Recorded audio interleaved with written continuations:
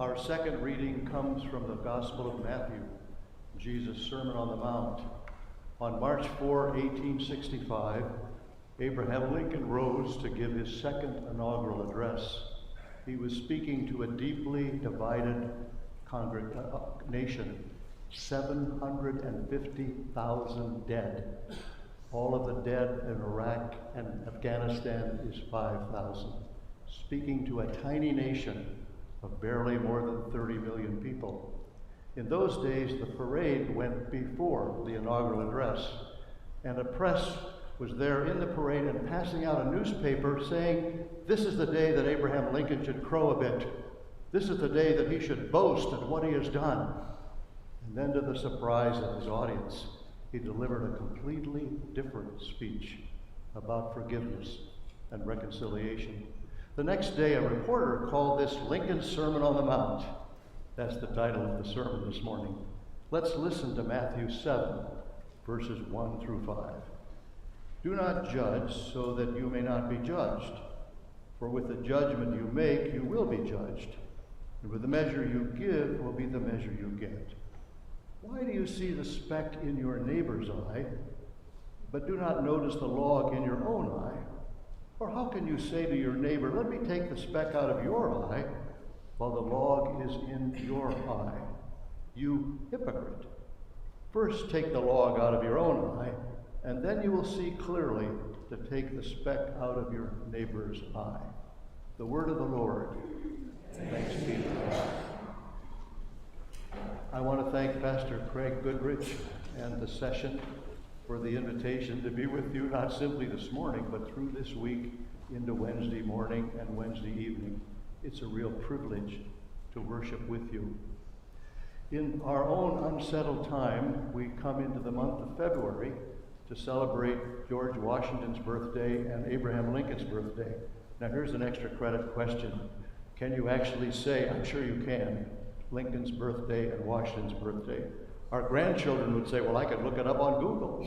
But once upon a time, we celebrated these birthdays much more than we do today. People would read Washington's farewell address. They would say in their school classrooms, Lincoln's Gettysburg Address.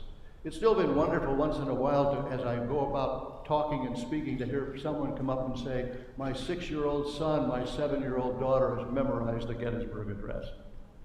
This morning we want to talk about the second inaugural address. It's only 701 words, but in those 701 words, Lincoln mentions God 14 times, quotes the Bible 4 times, invokes prayer 3 times. I actually was kind of a Johnny-come-lately in studying Abraham Lincoln, and my academic colleagues said, don't get too excited.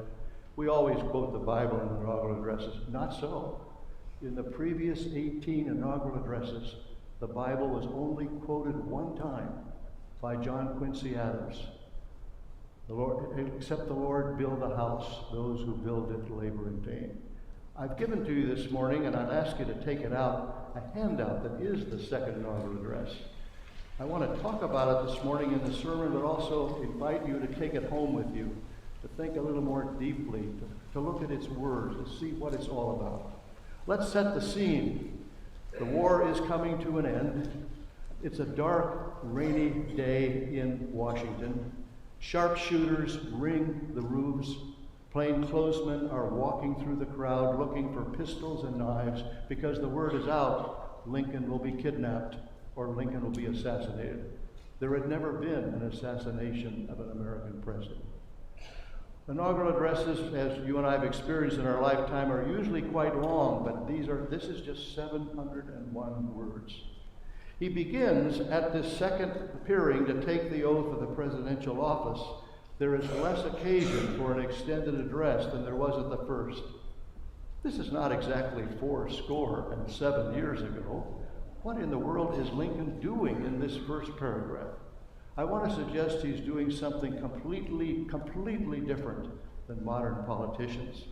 In this address, he uses the personal pronoun I only 2 times. In the Gettysburg Address, he never uses the personal pronoun I. Can you imagine that in our modern world of politics? In fact, in the first paragraph, he doesn't tell us what he's going to do. he tells us what he cannot do. Line 2, there is less occasion for an extended address than there was at the first. Line 7, little that is new could be presented. The last line, no prediction in regard to his venture. What a strange way to be a leader, to tell us what he cannot do. We're used to people telling us they can do everything, but that's not Abraham Lincoln. He's more honest and forthright with the American public. The second paragraph, he begins to tell us what he's going to do. And I want to lift up for you what I call inclusive language. In a deeply divided nation, in our deeply divided nation, he uses what I call inclusive language. Look at the second paragraph. On the occasion corresponding to this 4 years ago, all thoughts were anxiously directed to an impending civil war.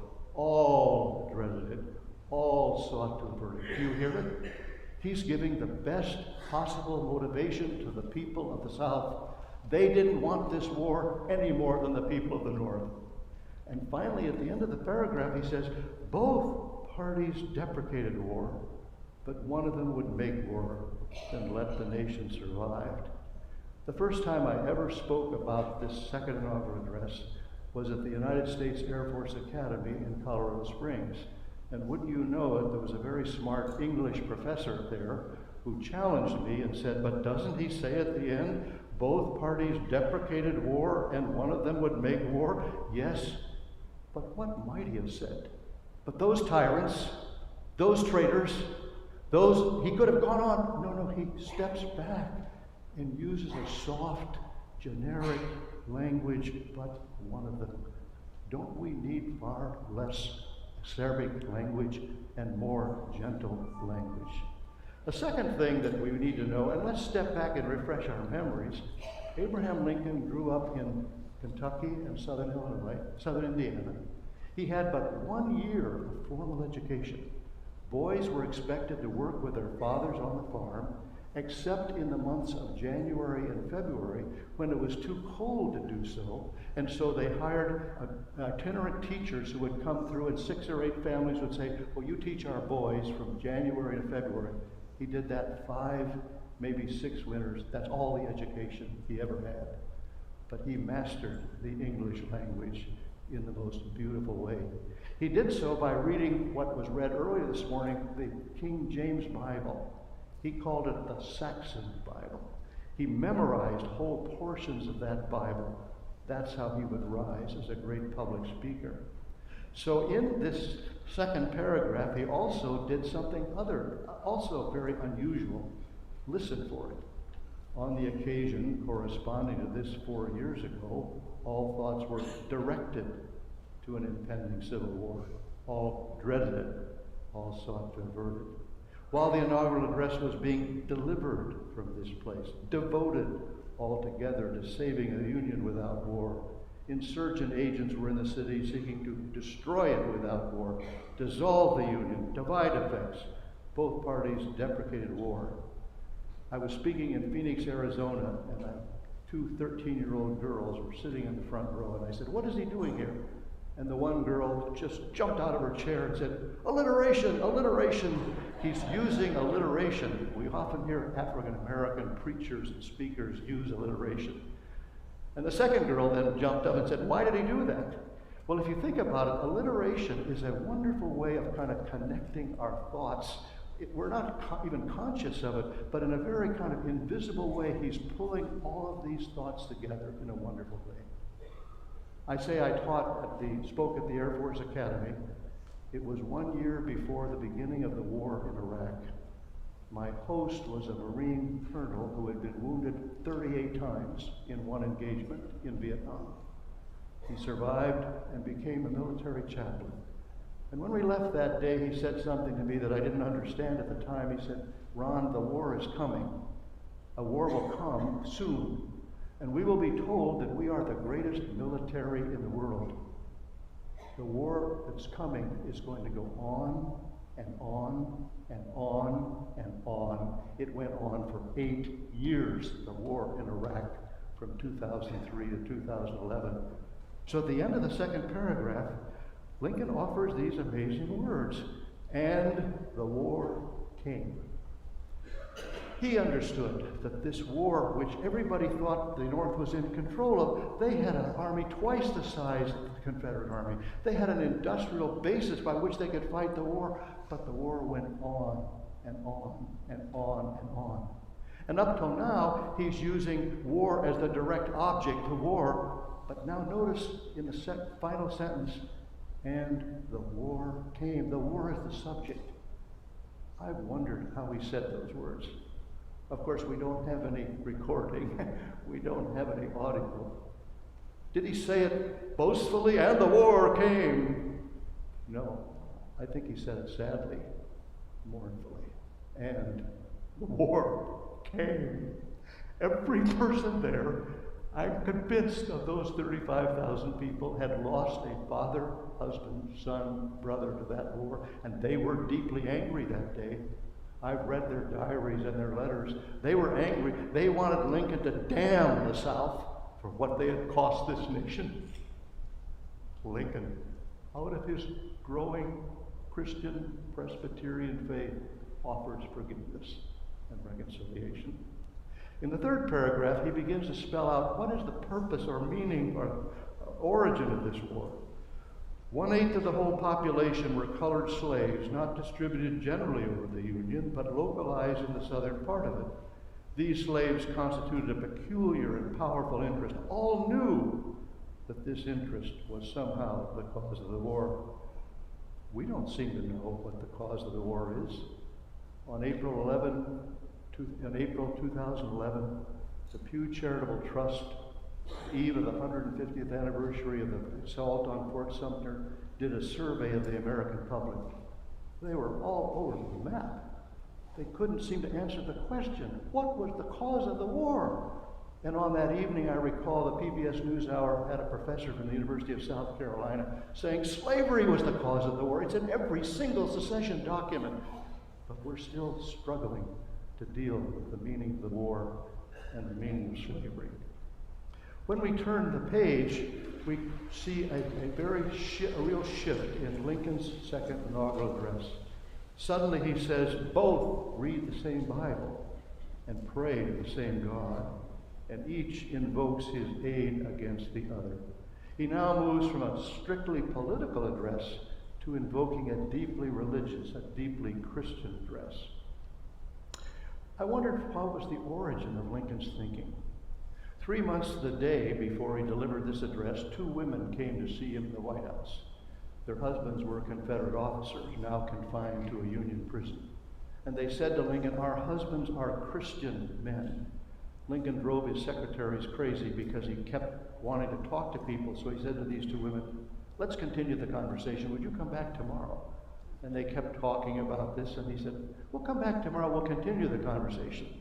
And finally he said to these 2 women, I find it very difficult when you tell me that your husbands are Christian men. How is it possible for Christian men to go against the authority of this nation? And then I think he quoted this first Bible verse, which I put in bold from memory. It may seem strange that any man should dare to ask a just God's assistance in wringing their bread from the sweat of other men's faces. Your husbands are wringing their bread from the sweat of other men's faces who are enslaved persons. And yet Lincoln, I don't know this, but I think he thought to himself, this is pretty harsh. So suddenly using the semicolon, which is dropped out of the English language, he loved the semicolon, he suddenly shifts this and says, but let us judge not, that we be not judged. The prayers of both could not be answered. That of neither has been answered fully. And then he offers this incredible theological statement, the Almighty has his own purposes. This is the center of the address. It's the center of his theology. It's his understanding that in the midst of the soldiers and the generals and he himself as commander-in-chief, there's another force at work here. The Almighty has his own purposes. Well, I forgot to say that in that crowd of 35,000 people, interestingly, the reporter for the Times of London noticed an unusual group of people who were there that day. They probably had never been to an inauguration On that dark and rainy day, most of the people were dressed in dark clothing, but a group of people at the back, African Americans, were dressed in colored clothing. They were there to hear a man who had offered the emancipation for them. They wanted to be there for the second another little dress. He moves forward now to yet another part of his inauguration. You know, inaugurations, if we're really honest, are really efforts of self-congratulation. Thank you very much, Thomas Jefferson said in his second inauguration, for electing me a second time. I know you know I did such a terrific job in my first term. But they're also efforts of self-congratulation for America. We are such a terrific nation. Lincoln's going to actually ask the nation to think about its own history and heritage. If we shall suppose that American slavery is one of those offenses, which in the providence of God must needs come, but which having continued through his appointed time, he now wills to remove, and that he gives to both North and South this terrible war as the woe due to those by whom the offense came, shall we discern any departure from those divine attributes which the believers in the living God always ascribe to him. His audience, the 19th century audience, would have understood that he's now preaching what is called a Jeremiad from the book of Jeremiah. In the second, basically the third generation of those who first came to this country, the preacher said, "You have forgotten the faith of your parents. You have forgotten the faith of your grandparents. God has an offense against you. It might be materialism, it might be this, it might be that. For Lincoln it is, you have forgotten the faith of the founders, and you have now trafficked in slavery." He goes on to say, "Yet if God wills that it continue until all the wealth piled by the bondman's 250 years of unrequited toil shall be sunk, until every drop of blood drawn with a lash shall be paid by another drawn with a sword, as was said 3,000 years ago, so still it must be said, the judgments of the Lord are true and righteous altogether." Let's pause one more time to refresh our memories about who Abraham Lincoln was, and I think is. I say is because he's a 19th century person. He can't help us with climate change. He's not able to tell us what we should do in Ukraine. But yet I think his values still speak to us. And I think his own faith journey, maybe it mirrors some of yours or mine. He grew up in a deeply Christian home, but as a young person, our grandchildren or our children have emulated him. He pushed the Christian faith away. When he moved to the little tiny village of New Salem, he actually wrote an essay criticizing the Bible, criticizing the revelation of the Christian faith. And someone ripped it out of his hand and tossed it into the fire. This is not a smart thing to do if you're an aspiring politician. And so he moves forward as what I would call a deist. If there was a God, it was kind of a watchmaker God, a God in the sky, a clockmaker God, but he really had not settled in at all for the Christian faith. But then, life tumbles in. For everyone you're sitting here this morning, I'm quite sure, without knowing you in person, life often has tumbled in. You've lost a spouse, you've lost a child, you've lost a job, you've gone through divorce. And for Abraham Lincoln, the Civil War, and especially the death of Willie, age 11 in 1862, life tumbled in. And he had to think again about what he believed. He could not go back to the emotional Baptist tradition of his parents. He found his faith in the Presbyterian Church in Washington, D.C. This church offered to him something that he needed very desperately. And so unknown to many people around him, he was on his own spiritual journey. We'll talk more about that on Wednesday evening when we talk about his wisdom for today. 2.5 years before this document, he wrote out a little note to himself. He didn't title it. He didn't date it. He didn't sign it, but we know it's his. And it was his effort to try to come to terms with who is God in the midst of this Civil War. So he finally has come to this thing. He's going to say more. Oh, I wish he could have lived. He will be dead in 41 days. Gamblers in the street that day were betting that he would serve a third term and serve all the way into 1873, and perhaps he could have brought a healing to the nation that his successor, Andrew Johnson, was absolutely unequipped to do. It's an amazing address. It's something we need to ponder and think about so much. So we come to the conclusion, the last paragraph, and I want to compare this to the way we hear sermons now in our own churches. A large part of a sermon, I haven't heard all of Greg's sermons, but what I would call the indicative. It's the announcement from the minister that God tells us that in the life, teaching, death, and resurrection of Jesus, we have been offered salvation. And then the last part is what I would call the imperative. I'm not sure how Craig does it. In our church, the minister will step forward and say, and therefore, in this coming week, what? I ask you to live in, be more loving, more forgiving, what we might do to live out our faith. Well, this is the last paragraph of Abraham Lincoln. And I want us to say it together. You know, people in the 19th century all read out loud. Abraham Lincoln read out loud, Mary Lincoln read out loud, Ulysses S. Grant read out loud, Julia read out loud. We're missing something by reading silently. Lincoln said he read out loud because this gave him two senses. The sense of the eye, we're reading the text, but the sense of the ear. Do you know that in this address, of the 701 words, 505 are one syllable? One syllable. This is the Saxon Bible. This is the King James English that he really wanted to reveal himself in. So in our conclusion, in our own time, I think these words still can speak to us. Let's say them together, the final paragraph.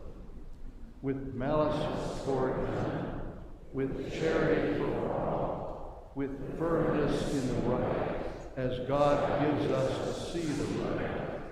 Let us strive on to finish the work we are in, to bind up the nation's wounds, to care of him who shall have borne the battle, and for his widow and his orphan, all which may achieve and cherish a just and a lasting peace among ourselves